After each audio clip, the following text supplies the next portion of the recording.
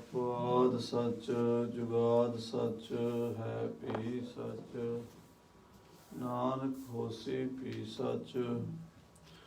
ਦੀਨ ਦਰਦ ਦੁਖ ਭੰਜਨਾ ਘਟ ਘਟ ਨਾਥ ਅਨਾਥ। शरण तुम्हारी आयो नानक के प्रभ साथ। सतनाम श्री वाहिगुरु जी। वडहंस महला तीजा अष्टपदिया। एक ओंकार सतगुर प्रसाद। सच्ची बाणी सच धुन सच शब्द विचारा। अण दिन सच सलाहना तन तन वड भाग हमारा। सच्ची बाणी सच धुन सच शब्द विचारा। अण दिन सच सलाहना तन तन वड भाग हमारा। मन मेरे साचे नाम विटों बल जाओ। दासन दासा होए रह तां पावह सच्चा नाम। मन मेरे साचे नाम विटों बल जाओ। दासन दासा होए रह तां पावह सच्चा नाम। वाहिगुरु जी का खालसा वाहिगुरु जी की फतेह। परम सन्मान जो गुरु की साजी नवाजी। गुरु रूप गुरु खालसा साध संगत जी। जिनके भाग बड़े हैं भाई तिन साधु संग मुख जुरे दे महावाक अनुसार। आप जी अत्यंत बड़ भागे हो जो गरीब नवाज सतगुरु साहब श्री गुरु ग्रंथ साहब जी महाराज दी पावन पवित्र हजूरी च सुभाएमान होके अपने मनुखा जीवन दियां दुर्लभ कीमती घड़ियां नूं गुरु लेखे ला रहे हो, सफलियां कर रहे हो और गुरु की पवित्र गुरबाणी दे नितनेम श्री आसा जी दी वार दे कीर्तन आप जी ने सरवण कीते हैं। धन धन श्री गुरु ग्रंथ साहब जी महाराज दी लड़ीवार कथा हर रोज अमृत वेले दे दीवान विच आप जी सरवण कर रहे हो। वडहंस राग दे विच शब्दां दी समाप्ति हो चुकी है। हुण वडहंस राग दियां अष्टपदियां दो अष्टपदियां वडहंस राग विच हन ते इह दोवें अष्टपदियां ते श्री गुरु अमरदास महाराज तीसरे पातशाह जी दीयां उच्चारण कीतियां होईयां ने। आओ तीसरे पातशाह भले अमरदास गुण तेरे तेरी उपमा तोए बण आवे। गुरु अमरदास की अकथ कथा है।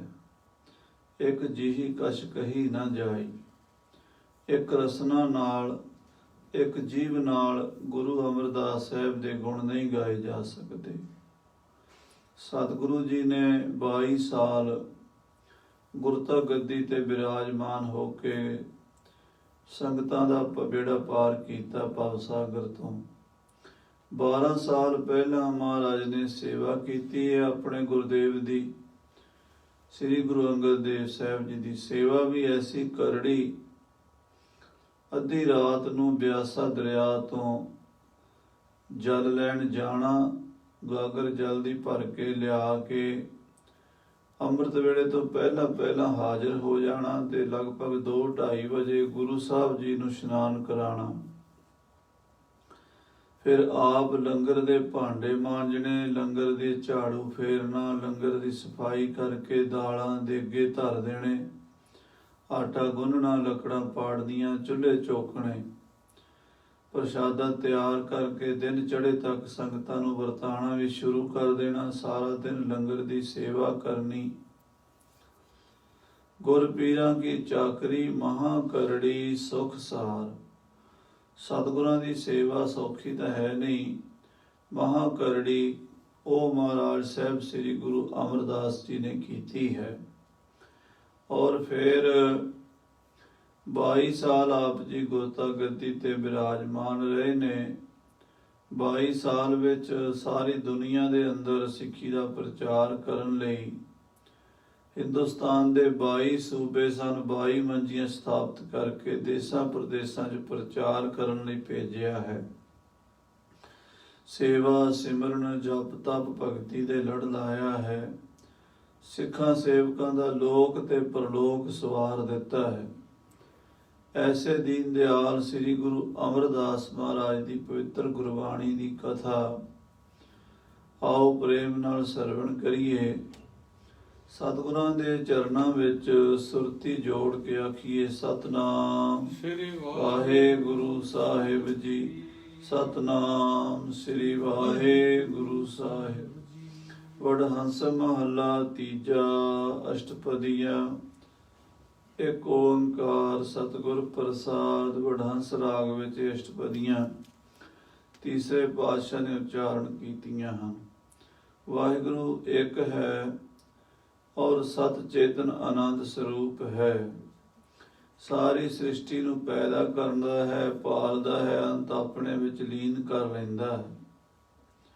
ਐਸਾ ਉਹ ਪਰਮੇਸ਼ਰ ਜਾਗਰਤ ਸੁਪਨ ਸੁਖੋਪਤੀ ਤਿੰਨਾਂ ਅਵਸਥਾ ਵਿੱਚ ਜੀਵ ਦੇ ਨਾਲ ਚੌਥੇ ਰੂਪ ਵਿੱਚ ਵਰਤਦਾ ਹੈ, ਜਿਸ ਦਾ ਕਥਨ ਨਹੀਂ ਹੋ ਸਕਦਾ। ਤਿੰਨਾਂ ਦਾ ਕਥਨ ਹੋ ਸਕਦਾ ਹੈ। ਜਾਗਰਤ ਅਵਸਥਾ ਦਾ ਕਥਨ ਕੀਤਾ ਜਾਂਦਾ ਹੈ, ਅਨੁਭਵ ਕੀਤਾ ਜਾਂਦਾ ਹੈ, ਸਾਰੇ ਜਾਣਦੇ ਨੇ। ਜਾਗਰਤ ਅਵਸਥਾ ਦਾ, ਸੁਪਨ ਅਵਸਥਾ ਦਾ ਤੇ ਸੁਖੋਪਤੀ ਅਵਸਥਾ ਦਾ ਅਨੁਭਵ ਸੰਸਾਰ ਵਿੱਚ ਆਏ ਹੋਏ ਹਰ ਪ੍ਰਾਣੀ ਮਾਤਰ ਨੂੰ ਥੋੜਾ ਬੜਾ ਹੈ ਤਾਂ ਪੂਰਾ ਹੀ ਹੈ, ਪਰ ਵਿਆਖਿਆ ਸਾਰੇ ਨਹੀਂ ਕਰਦੇ, ਧਿਆਨ ਨਹੀਂ ਦਿੰਦੇ। ਪਰ ਜਿਹੜਾ ਚੌਥੀ ਅਵਸਥਾ ਹੈ ਉਹਦੀ ਤਾਂ ਅਨੁਭਵ ਕਰਨਾ ਵੀ ਕਠਿਨ ਹੈ ਤੇ ਉਹਦਾ ਵਿਖਿਆਨ ਕਰਨਾ ਵੀ ਕਠਿਨ ਹੈ। ਉਹ ਜੋ ਹੈ ਵਾਹਿਗੁਰੂ ਪਰਮੇਸ਼ਰ, ਉਹ ਓੰਕਾਰ ਰੂਪ ਹੈ, ਬੀਜ ਰੂਪ ਹੈ, ਸਾਰਿਆਂ ਨੂੰ ਪੈਦਾ ਕਰਨ ਵਾਲਾ ਹੈ ਤੇ ਓੰਕਾਰ ਸਭ ਦੀ ਰੱਖਿਆ ਕਰਨ ਵਾਲਾ ਹੈ।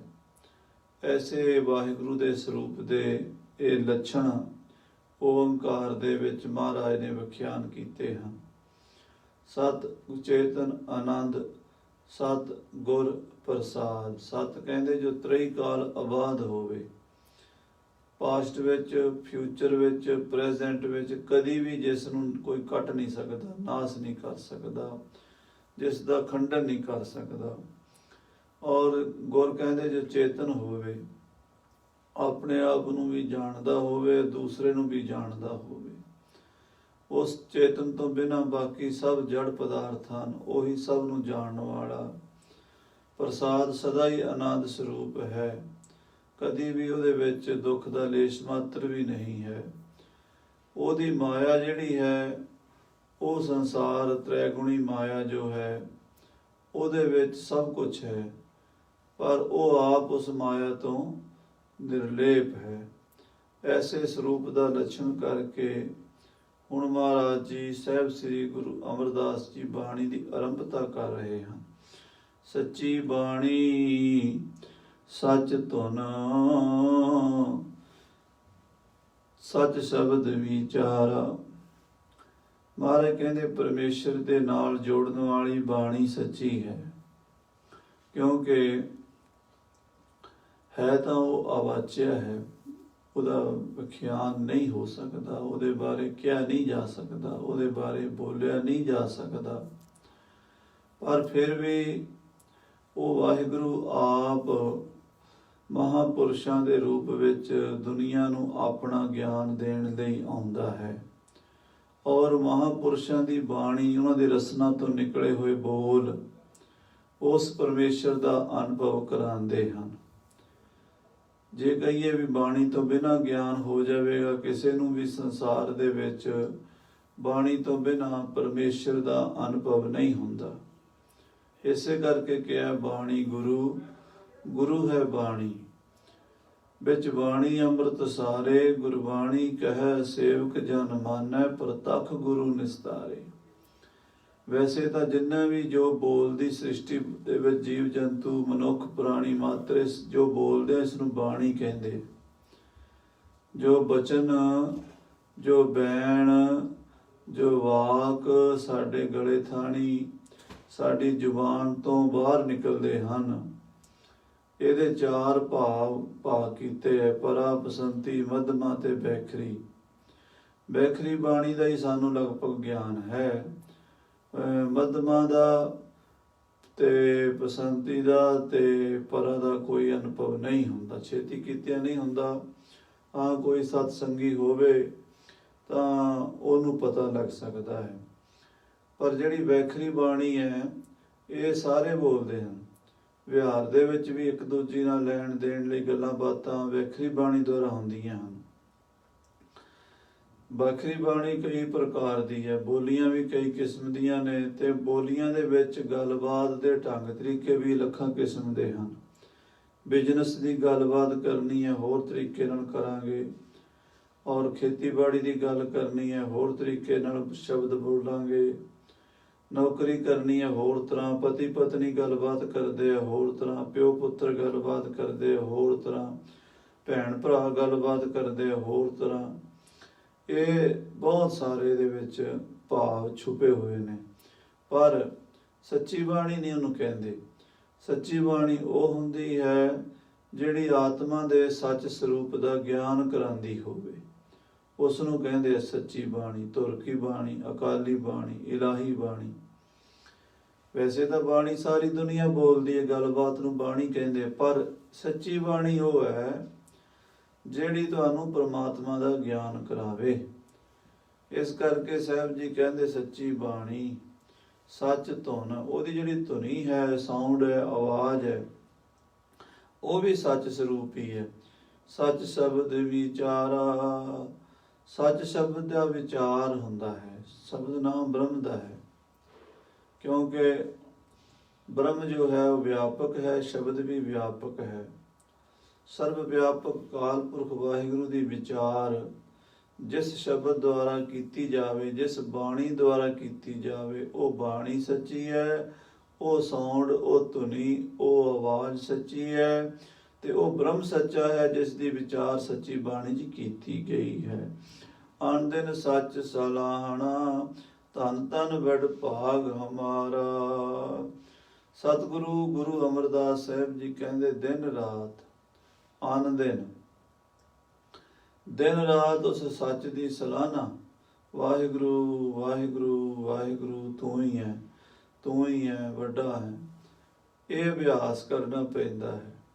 ਵਾਹਿਗੁਰੂ ਤਾਂ ਸਦਾ ਹੀ ਹੈ, ਪਰ ਜੀਵ ਨੂੰ ਉਹਦੇ ਤੱਕ ਪੜ੍ਹਨ ਲਈ ਉਹਦਾ ਚਿੰਤਨ ਮਾਤਰ ਕਰਨਾ ਪੈਂਦਾ ਹੈ। ਚਿੰਤਨ ਨੂੰ ਵਿਸਾਰ ਕੇ, ਸਿਮਰਨ ਨੂੰ ਵਿਸਾਰ ਕੇ ਇਹ ਜੀਵ ਨਰਕਾਂ 'ਚ ਡਿੱਗਦਾ ਹੈ, ਤੇ ਸਿਮਰਨ ਨੂੰ ਕਰਕੇ ਇਹ 84 ਦੇ ਗੇੜ ਵਿੱਚੋਂ ਨਰਕ ਸੁਰਗ ਤੋਂ ਬਹੁਤ ਉੱਪਰ ਚਲਾ ਜਾਂਦਾ ਹੈ। ਸੋ ਮਹਾਰਾਜ ਕਹਿੰਦੇ ਇਸ ਕਰਕੇ ਅਣ ਦਿਨ ਸੱਚ ਸਲਾਹਣਾ, ਦਿਨ ਰਾਤ ਉਸ ਸੱਚੇ ਵਾਹਿਗੁਰੂ ਦੀ ਸਿਫਤ ਸਲਾਘਾ ਕਰਨੀ ਹੈ।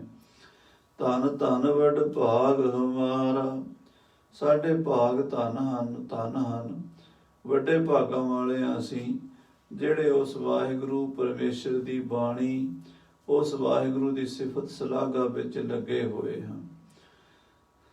ਮਨ ਮੇਰੇ ਸਾਚੇ ਨਾਮ ਵਿਟੋਂ ਬਲ ਜਾਓ।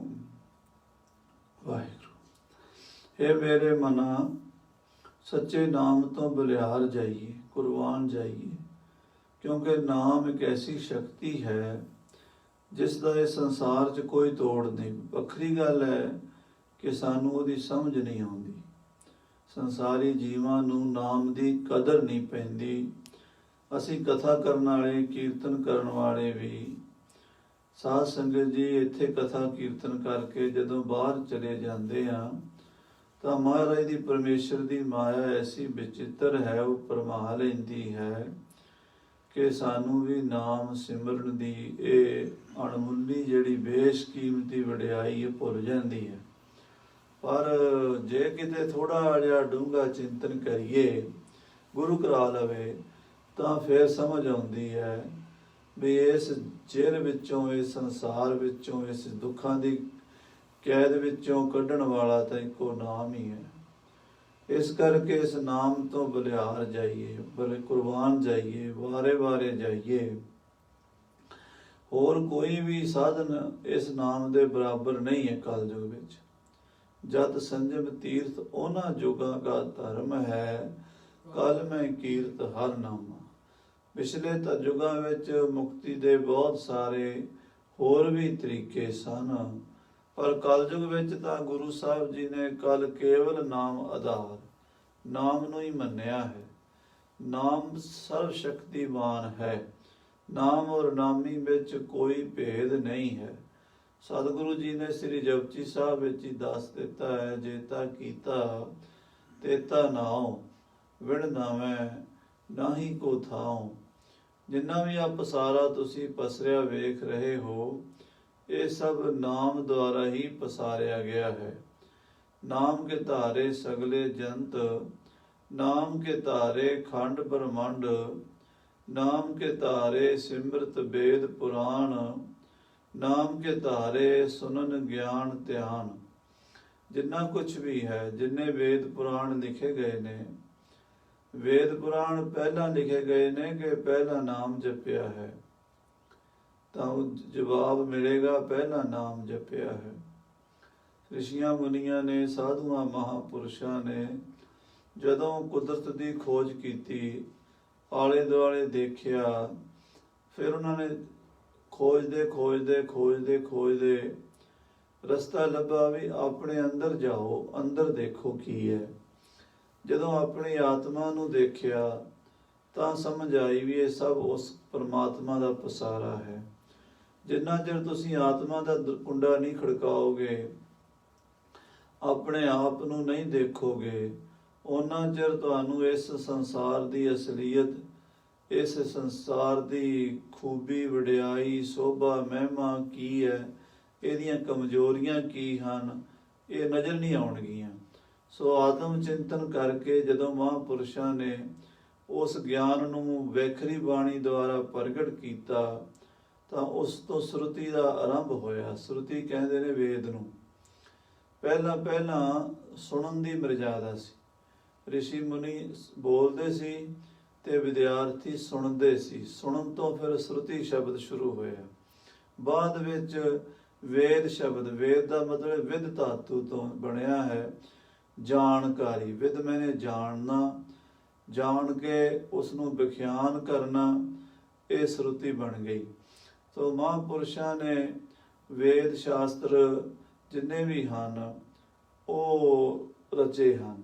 ਪਰ ਸਤਿਗੁਰੂ ਅਰਜਨ ਦੇਵ ਜੀ ਕਹਿੰਦੇ ਆ ਵੀ ਨਾਮ ਕੇ ਧਾਰੇ ਸਿਮਰਤ ਵੇਦ ਪੁਰਾਣ, ਇਹ ਸਾਰੇ ਨਾਮ ਤੋਂ ਹੀ ਪੈਦਾ ਹੋਏ ਨੇ। ਜਿੰਨਾ ਚਿਰ ਮਹਾਂਪੁਰਸ਼ਾਂ ਦਾ ਅਨੁਭਵ ਨਹੀਂ ਹੋਇਆ ਸੀ, ਉਹਨਾਂ ਚਿਰ ਇਹ ਗ੍ਰੰਥ ਵੀ ਪੈਦਾ ਨਹੀਂ ਸੀ ਹੋਏ। ਔਰ ਭਾਈ ਸਾਹਿਬ ਰਤਨ ਸਿੰਘ ਜੀ ਭੰਗੂ ਨੇ ਪੰਥ ਪ੍ਰਕਾਸ਼ ਵਿੱਚ ਇੱਕ ਦੋਹਰਾ ਲਿਖਿਆ ਹੈ, ਬਹੁਤ ਕਮਾਲ ਬਚਨ ਕਿਹਾ ਹੈ। ਉਹ ਕਹਿੰਦੇ ਹਨ, ਸਿਮਰਤ ਵੇਦ ਪੁਰਾਣ ਸਭ ਇਹ ਕੰਚਨ ਕੇ ਜੇਰ।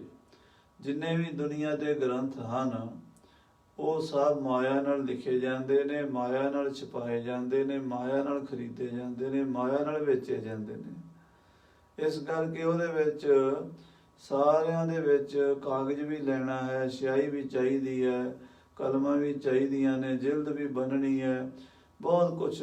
ਤੇ ਉਹ ਸਾਰਾ ਮਾਇਆ ਦਾ ਪਸਾਰਾ ਹੈ, ਪਦਾਰਥ ਹੀ ਨੇ ਨਾ ਸਾਰੇ। ਤੋ ਪਰ ਕਹਿੰਦੇ ਅਨੁਭਵ ਪਾਰਸ ਕੀ ਕਣੀ, ਕੰਚਨ ਕਰੈ ਸੁਮੇਰ। ਜਿਹੜੀ ਕੀਮਤੀ ਵਸਤੂ ਹੈ ਉਹ ਕਹਿੰਦੇ ਇਹਦਾ ਸੋਨੇ ਦੇ ਚੇਲੇ ਹਨ ਸਾਰੇ ਮਾਇਆ ਦੇ। ਕਹਿੰਦੇ ਜਿਹੜਾ ਅਨੁਭਵ ਹੈ ਉਹ ਪਾਰਸ ਦੀ ਕਣੀ ਹੈ, ਉਹਦਾ ਜਿਵੇਂ ਸੁਮੇਰ ਨੂੰ ਵੀ ਲੱਗ ਜਾਏ ਤੇ ਉਹ ਸੁਮੇਰ ਸੋਨੇ ਦਾ ਬਣਾ ਦੇਵੇ। ਇਸੇ ਤਰ੍ਹਾਂ ਮਹਾਂਪੁਰਸ਼ਾਂ ਦਾ ਅਨੁਭਵ ਹੀ ਵੱਡਾ ਹੈ। ਕਬੀਰ ਸਾਹਿਬ ਜੀ ਨੇ ਸਵਾਲ ਵੀ ਕੀਤਾ ਤੇ ਬਾਣੀ ਵਿੱਚ ਉਹਦਾ ਜਵਾਬ ਵੀ ਆਇਆ। ਅਸੀਂ ਬਾਣੀ ਪੜ੍ਹ ਜਾਂਦੇ ਹਾਂ, ਸਵਾਲ ਬਹੁਤ ਡੂੰਘਾ ਹੈ ਕਿ ਵੇਦ ਬੜਾ ਕਿ ਜਹਾਂ ਤੇ ਆਇਆ। ਵੇਦ ਵੱਡਾ ਹੈ ਕਿ ਜਿੱਥੋਂ ਵੇਦ ਆਇਆ ਉਹ ਸਥਾਨ ਵੱਡਾ ਹੈ। ਤਾਂ ਜਵਾਬ ਇਹ ਹੈ ਵੀ ਜਿੱਥੋਂ, ਜਿਸ ਅਨੁਭਵ ਦੇ ਵਿੱਚੋਂ ਵੇਦ ਪੈਦਾ ਹੋਇਆ, ਉਹ ਅਨੁਭਵ ਵੱਡਾ ਹੈ। ਉਹ ਅਨੁਭਵ ਉਹਨਾਂ ਰਿਸ਼ੀਆਂ ਮੁਨੀਆਂ, ਸਾਧੂਆਂ ਮਹਾਂਪੁਰਸ਼ਾਂ ਦਾ, ਪਰਾਸਰ ਮੁਨੀ, ਉਦਾਲਕ ਮੁਨੀ, ਵਿਸ਼ਿਸ਼ਟ ਮੁਨੀ, ਅਗਸਤ ਮੁਨੀ, ਅੰਗਰਾ ਮੁਨੀ, ਜਿਹੜੇ ਸ਼ਵੇਤ ਕੇਤੂ ਵਰਗੇ ਕੁਐਸਚਨ ਕਰਦੇ ਰਹੇ, ਨਚੀਕੇਤਾ ਵਰਗੇ, ਗਾਰਗੀ ਵਰਗੇ, ਉਹਨਾਂ ਦੇ ਅਨੁਭਵ ਦੇ ਵਿੱਚੋਂ ਉਹ ਸੋਮਾ ਫੁੱਟਿਆ, ਪਰ ਉਹ ਅਨੁਭਵ ਕਿੱਥੋਂ ਆਇਆ? ਉਹ ਪਰਮਾਤਮਾ ਵਿੱਚੋਂ, ਬ੍ਰਹਮ ਵਿੱਚੋਂ। ਆਖੋ ਸਤਿਨਾਮ ਸ੍ਰੀ ਵਾਹਿਗੁਰੂ। ਸਰੀਰ ਦਾ ਬਹਾਨਾ ਬਣੇ, ਸਰੀਰ ਦਾ ਵਸੀਲਾ ਬਣੇ, ਉਹ ਅਨੁਭਵ ਜਿੱਥੋਂ ਆਇਆ। ਇਸ ਕਰਕੇ ਕਹਿੰਦੇ ਆ ਕਿ ਇਹ ਜਿਹੜੇ ਵੇਦ ਹਨ ਅਪੌਰਸ਼ ਹਨ। ਅਪੌਰਸ਼ ਵੀ ਪੁਰਸ਼ ਦੇ ਬਣਾਏ ਹੋਏ ਨਹੀਂ, ਅਪੌਰਸ਼ ਹਨ। ਪੌਰਸ਼ ਭਾਵ ਪੁਰਸ਼ ਤੋਂ ਪਰੇ ਜੋ ਹੈ ਉਸ ਤੋਂ ਹਨ। ਤੁਰ ਕੀ ਬਾਣੀ ਆਈ ਤਿਨ ਸਗਲੀ ਚਿੰਤ ਮਿਟਾਈ। ਕਈ ਲੋਕ ਅੱਜ ਉਹ ਕਹਿੰਦੇ ਕਿਵੇਂ ਤੁਰਕ ਕਿਵੇਂ ਆ ਗਈ? ਸੋ ਗੱਲ ਇਹ ਆ ਵੀ ਤੁਰ ਦੇ ਨਾਲ ਜੁੜੋਗੇ ਫਿਰ ਤੁਰ ਤੋਂ ਪਤਾ ਲੱਗੇਗਾ। ਸੱਚੀ ਬਾਣੀ ਸੱਚ ਧੁਨ ਸੱਚ ਸ਼ਬਦ ਵਿਚਾਰਾ, ਅਣ ਦਿਨ ਸੱਚ ਸਲਾਹਣਾ ਧਨ ਧਨ ਵਡ ਭਾਗ ਹਮਾਰਾ। ਮਨ ਮੇਰੇ ਸਾਚੇ ਨਾਮ ਬਿਟੋਂ ਬਲ ਜਾਓ। ਉਹ ਜਿਹੜਾ ਨਾਮ ਹੈ ਨਾ, ਉਹੀ ਸਾਰਿਆਂ ਦਾ ਸੈਂਟਰ ਪੁਆਇੰਟ ਹੈ। ਨਾਮ ਤੋਂ ਹੀ ਇਹ ਸਾਰਾ ਕੁਝ ਪ੍ਰਗਟ ਹੋਇਆ। ਨਾਮ ਤੋਂ ਬਲਿਹਾਰ ਜਾਈਏ, ਕੁਰਬਾਨ ਜਾਈਏ। ਨਾਮ ਜਪ ਜਪ ਕੇ ਉਹ ਅਨੁਭਵ ਦਾ ਬੂਹਾ ਖੁੱਲ੍ਹਦਾ ਹੈ, ਉਹ ਦਰਵਾਜ਼ਾ ਖੁੱਲ੍ਹਦਾ ਹੈ ਜਿੱਥੋਂ ਉਹ ਗਿਆਨ, ਉਹ ਅਨੁਭਵ ਸੰਸਾਰ ਵਿੱਚ ਆਉਂਦਾ ਹੈ। ਤਾਂ ਮਹਾਰਾਜ ਸਾਹਿਬ ਜੀ ਹੁਣ ਅਗਲੇ ਦੱਸਦੇ ਹਨ ਬਚਨ ਵੀ ਕਰਨਾ ਕੀ ਹੈ। ਕਹਿੰਦੇ ਕਰਨਾ ਇਹ ਹੈ ਵੀ ਦਾਸਨ ਦਾਸਾ ਹੋਏ ਰਹਿ, ਤਾਂ ਪਾਵਹਿ ਸੱਚਾ ਨਾਉ। ਜਿਹੜੇ ਵਾਹਿਗੁਰੂ ਦੇ ਦਾਸ ਹਨ, ਉਹਨਾਂ ਵਾਹਿਗੁਰੂ ਦੇ ਦਾਸਾਂ ਦਾ ਦਾਸ ਬਣ ਕੇ ਰਵੇਂ। ਦਾਸਨ ਦਾਸਾ ਹੋਏ, ਔਖੀ ਖੇਡ। ਕਹਿੰਦੇ ਦਾਸਾਂ ਦਾ, ਜਿਹੜੇ ਵਾਹਿਗੁਰੂ ਦੇ ਦਾਸ ਹਨ, ਪਰਮੇਸ਼ਰ ਦੇ ਭਗਤ ਹਨ, ਉਹਨਾਂ ਦਾ ਦਾਸ ਬਣ ਕੇ ਹੋਏ, ਦਾਸਨ ਦਾਸਾ ਹੋਏ ਰਹਿ, ਤਾਂ ਪਾਵੈ ਸੱਚਾ ਨਾਮ। ਤਾਂ ਤੈਨੂੰ ਇਹ ਨਾਮ ਦੀ ਪ੍ਰਾਪਤੀ ਹੋਣੀ ਹੈ। ਸਾਹਿਬ ਸ੍ਰੀ ਗੁਰੂ ਅਮਰਦਾਸ ਮਹਾਰਾਜ ਜੀ ਨੇ ਇਸੇ ਤਰ੍ਹਾਂ ਹੀ ਪ੍ਰਾਪਤੀ ਕੀਤੀ ਹੈ। ਇਸੇ ਤਰ੍ਹਾਂ ਗੁਰੂ ਅੰਗਦ ਦੇਵ ਜੀ ਮਹਾਰਾਜ ਨੇ, ਇਸੇ ਕਰਕੇ ਭਾਈ ਗੁਰਦਾਸ ਜੀ ਨੇ ਲਿਖਿਆ ਨਾ, ਬਾਬਾਣੇ ਗੁਰਸਿੱਖ ਲੈਣਾ ਆਇਆ। ਕਿ ਬਾਬੇ ਨਾਨਕ ਦੇ ਘਰ ਸਿੱਖ ਤਾਂ ਬੜੇ ਆਏ, ਪਰ ਗੁਰਸਿੱਖ ਲੈਣਾ ਹੀ ਹੋਇਆ। ਗੁਰੂ ਅੰਗਦ ਦੇਵ ਜੀ ਮਹਾਰਾਜ ਪੂਰਨ ਸਿੱਖ ਦੀ ਪਦਵੀ ਪ੍ਰਾਪਤ ਕੀਤੀ ਹੈ, ਫੇਰ ਗੁਰੂ ਬਣੇ ਨੇ। ਬਾਕੀ ਚਲੋ ਸਿੱਖ ਤਾਂ ਸਾਰੇ ਹੀ ਨੇ ਬਾਬੇ ਦੇ, ਪਰ ਕੋਈ 10 ਨੰਬਰ, ਕੋਈ 5 ਨੰਬਰ, ਕੋਈ 2 ਨੰਬਰ, ਕੋਈ 0 ਤੇ ਬੈਠਾ ਮੇਰੇ ਵਰਗਾ। ਤੇ 100/100 ਜਿਹੜੇ ਨੰਬਰ ਨੇ ਉਹ ਮਹਾਰਾਜ ਸ੍ਰੀ ਗੁਰੂ ਅੰਗਦ ਦੇਵ ਸੱਚੇ ਪਾਤਸ਼ਾਹ ਜੀ ਨੂੰ ਪ੍ਰਾਪਤ ਹੋਏ ਨੇ। ਇਸ ਕਰਕੇ ਇਹ ਔਖਾ ਕੰਮ ਹੈ, ਘੱਟ ਹੀ ਕੋਈ ਸੌਖੀ ਥੋੜਾ। ਦਾਸਨ ਦਾਸਾ ਹੋਏ ਰਹਿ, ਦਾਸਾਂ ਦਾ ਵੀ ਜੇ ਤੂੰ ਦਾਸ ਬਣ ਕੇ ਰਵੇਂ ਤਾਂ ਪਾਵੈ ਸੱਚਾ ਨਾਉ। ਤਾਂ ਤੈਨੂੰ ਨਾਮ ਦੀ ਪ੍ਰਾਪਤੀ ਹੋਵੇਗੀ। ਫਿਰ ਤੂੰ ਉਸ ਸੱਚੀ ਬਾਣੀ ਤੱਕ, ਸੱਚ ਧੁਨ ਤੱਕ, ਸੱਚ ਸ਼ਬਦ ਵਿਚਾਰ ਤੱਕ ਪਹੁੰਚ ਸਕਦਾ। ਰਹਾਓ ਵਿਸਰਾਮ ਦੇ ਕੇ ਮਹਾਰਾਜ ਸਾਹਿਬ ਜੀ ਕਥਨ ਕਰ ਰਹੇ ਨੇ, ਧੰਨ ਗੁਰੂ ਅਮਰਦਾਸ ਸਾਹਿਬ ਜੀ। ਜੇਵਾ ਸੱਚੀ ਸੱਚ ਰਤੀ, ਤਨ ਮਨ ਸੱਚਾ ਹੋਏ। ਮਹਾਰਾਜ ਕਹਿੰਦੇ ਉਹ ਜੇਵਾ ਵੀ ਸੱਚੀ ਹੈ, ਜਿਹੜੀ ਸੱਚ ਦੇ ਰੰਗ ਵਿੱਚ ਰੰਗੀ ਗਈ ਹੈ। ਵਾਹਿਗੁਰੂ ਵਾਹਿਗੁਰੂ ਵਾਹਿਗੁਰੂ ਵਾਹਿਗੁਰੂ ਵਾਹਿਗੁਰੂ ਵਾਹਿਗੁਰੂ ਵਾਹਿਗੁਰੂ ਪਹਿਲਾਂ ਜੀਵ ਨਾਲ ਹੀ ਜਪਣਾ ਪੈਂਦਾ। ਅੱਜ ਕੱਲ ਇਹ ਹੈ ਵੀ ਜੀ ਇਹ ਤਾਂ ਤੋਤਾ ਰੱਟਣੀ ਹੈ, ਠੀਕ ਆ। ਉਹ ਕਈ ਵਾਰੀ ਤਾਂ ਇੱਦਾਂ ਦੀ ਗੱਲ ਕਰਕੇ ਵੀ ਨਾ ਬਿਰਤੀ ਥੱਲੇ ਆ ਜਾਂਦੀ, ਕਿਉਂ ਇੱਧਰ ਆਪਾਂ ਜਾਂਦੇ ਆ। ਪਰ ਪੰਥ ਦੀ ਹਾਲਾਤ ਵੇਖ ਕੇ ਤਰਸ ਵੀ ਆਉਂਦਾ ਵੀ ਅਸੀਂ ਕੀ ਕਰ ਰਹੇ ਹਾਂ। ਗੁਰੂ ਗ੍ਰੰਥ ਸਾਹਿਬ ਦੀ ਹਜ਼ੂਰੀ 'ਚ ਬਹਿ ਕੇ, ਗੁਰੂ ਗ੍ਰੰਥ ਸਾਹਿਬ ਦੇ ਨਾਂ 'ਤੇ ਗੁਰਦੁਆਰੇ ਬਣਾ ਕੇ, ਗੁਰਦੁਆਰੇ ਗੁਰੂ ਗ੍ਰੰਥ ਸਾਹਿਬ ਦੇ ਨਾਂ 'ਤੇ ਸੰਗਤ ਇਕੱਠੀ ਕਰਕੇ, ਤੇ ਉਹਨਾਂ ਨੂੰ ਕਾਮਰੇਡੀ ਸੋਚ ਜਿਹੜੀ ਅਸੀਂ ਦੇਈ ਜਾਂਦੇ ਹਾਂ, ਨਾਸਤਕ ਬਣਾਈ ਜਾਂਦੇ ਹਾਂ। ਇਹ ਬੜੀ ਚਿੰਤਾ ਦਾ ਵਿਸ਼ਾ ਹੈ। ਤੋ ਪਰ ਇਹ ਮਹਾਰਾਜ ਸੱਚੇ ਪਾਤਸ਼ਾਹ ਦੀ ਬਾਣੀ ਕਿਸੇ ਨੂੰ ਟਿਕਣ ਨਹੀਂ ਦਿੰਦੀ ਆਪਣੇ ਸਾਹਮਣੇ। ਆਖੋ ਸਤਿਨਾਮ ਸ੍ਰੀ ਵਾਹਿਗੁਰੂ। ਇੱਥੇ ਗੁਰੂ ਘਰ ਜਿਹੜਾ ਵੀ ਕੋਈ ਆ ਗਿਆ, ਕੋਈ ਬਿਰਲਾ ਵਾਂਝਾ ਲੱਖਾਂ ਚੋਂ ਇੱਕ ਵੀ ਆ ਗਿਆ, ਤਰ ਗਿਆ, ਤੇ ਉਹਦਾ ਵੇੜਾ ਬੰਨੇ ਲੱਗ ਜਾਣਾ, ਬਾਣੀ ਨੇ ਤਾਰ ਦੇਣਾ। ਜੇਵਾ ਸੱਚੀ, ਮਹਾਰਾਜ ਕਹਿੰਦੇ ਜਪਣ ਵਾਲੇ ਦੀ ਜੇਵਾ ਸੱਚੀ ਹੈ। ਸੱਚ ਰਤੀ, ਉਹ ਸੱਚੇ ਰੰਗ ਵਿੱਚ ਰੰਗੀ ਗਈ ਹੈ। ਤਨ ਮਨ ਸੱਚਾ ਹੋਏ, ਤਨ ਤੇ ਮਨ ਵੀ ਸੱਚਾ ਹੋ ਜਾਂਦਾ, ਉਹ ਸਰੀਰ ਵੀ ਸ਼ੁੱਧ ਹੋ ਜਾਂਦੇ ਨੇ। ਐਸਾ ਦੇਖਿਆ ਗਿਆ ਹੈ ਵੀ ਗੁਰਸਿੱਖਾਂ ਦੀ ਕਾਇਆ ਜਿਹੜੀ ਹੈ ਉਹ ਕੰਚਨ ਦੀ ਬਣ ਜਾਂਦੀ ਹੈ। ਮਹਾਰਾਜ ਕਹਿੰਦੇ ਕੰਚਨ ਕਾਇਆ ਕੋਟ ਗੜ ਵਿੱਚ ਹਰ ਹਰ ਸਿੱਧਾ। ਆਖੋ ਸ੍ਰੀ ਵਾਹਿਗੁਰੂ। ਸਾਡੀ ਕਾਇਆ ਮੈਲ ਦੀ ਭਰੀ ਹੋਈ ਹੈ, ਸਾਡੀ ਕਾਇਆ ਦੇ ਵਿੱਚ, ਅੱਖਾਂ ਵਿੱਚ, ਕੰਨਾਂ ਵਿੱਚ, ਨਾਸਕਾ ਵਿੱਚ, ਮਾਸ ਵਿੱਚ, ਹੱਡੀਆਂ ਵਿੱਚ, ਮੱਝੇ ਵਿੱਚ ਸਾਰਾ ਗੰਦ ਹੀ ਭਰਿਆ ਪਿਆ ਹੈ। ਪਰ ਜਦੋਂ ਇਸ ਕਾਇਆ ਵਿੱਚ ਰਹਿਣ ਵਾਲਾ ਪ੍ਰਾਣੀ ਬ੍ਰਹਮ ਨਾਲ ਜੁੜ ਜਾਂਦਾ ਹੈ ਤਾਂ ਇਸ ਕਾਇਆ ਦੀ ਵੀ ਕਾਇਆ ਕਲਪ ਹੋ ਜਾਂਦੀ ਹੈ, ਬਦਲ ਜਾਂਦਾ ਸਭ ਕੁਝ। ਮਹਾਰਾਜ ਕਹਿੰਦੇ ਤਨ ਮਨ ਸੱਚਾ ਹੋਏ, ਮਨ ਤਨ ਸੱਚਾ ਹੀ ਹੋ ਜਾਂਦਾ ਹੈ। ਬਿਨ ਸਾਚੇ ਹੋਰ ਸਾਲਾਹਣਾ, ਜਸ ਹੈ ਜਨਮ ਸਭ ਖੋਏ। ਬਿਨਾਂ ਸੱਚੇ ਵਾਹਿਗੁਰੂ ਦੇ ਹੋਰ ਕਿਸੇ ਮਨੁੱਖ ਦੀ, ਕਿਸੇ ਵਸਤੂ ਦੀ, ਕਿਸੇ ਪਦਾਰਥ ਦੀ ਸਿਫਤ ਸਲਾਘਾ ਕਰ ਰਹੇ ਹੋ ਤਾਂ ਤੁਸੀਂ ਆਪਣਾ ਜਨਮ ਸਭ ਗਵਾ ਕੇ ਜਾਓਗੇ।